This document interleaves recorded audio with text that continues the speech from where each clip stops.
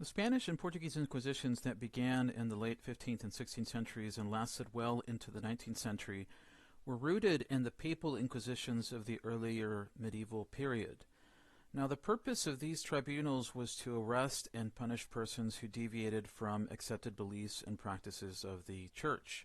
These courts, in turn, were ultimately linked to the religious panels established as early as the reigns of the Roman emperors Theodosius in the west and Justinian in the east, or what we would call the Eastern Roman Empire or the Byzantine Empire. Now, the institution as we now know it, that is the Inquisition, began in the 13th century when it was first set up to combat the heretical sect of what was referred to as the Albigenses, or the Cathars. The Cathars embraced Gnostic beliefs that essentially, at a very simple level, held that the God of the New Testament was distinct from the God of the Old Testament, or the Tanakh, as we would say in the Hebrew Bible. One was opposed to the other.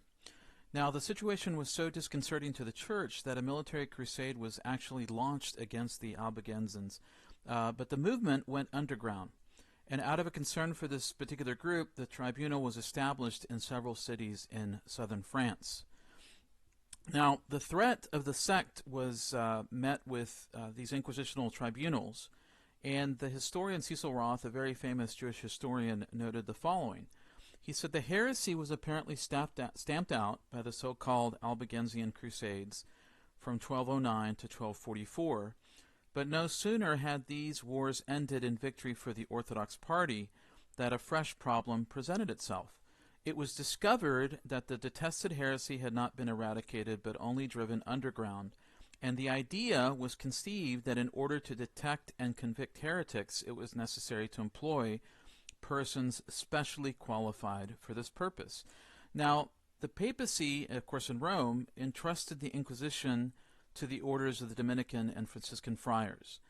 The Mendicant orders were bound by a vow of poverty and an ascetic lifestyle, and local bishops had the authority to investigate heresy, but these orders, the Dominicans and the Franciscans, were much more extensive in their organization. So they had numbers behind them, and they had the organization to be able to man these tribunals.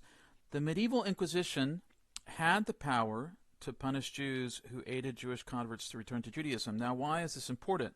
This isn't directly linked to the Albigensian issue, but what we see is that at the very onset of what we would call the Inquisition, there was already a concern for Jews helping Jewish converts return to Judaism. And so even though that was not the primary concern during the initial period of its establishment, this issue of helping someone apostatize or somebody commit heresy by returning to their original faith would become a concern that, of course, would manifest itself in a very significant way in the 15th century with the rise of the Spanish, and then in the 16th century with the rise of the Portuguese Inquisition.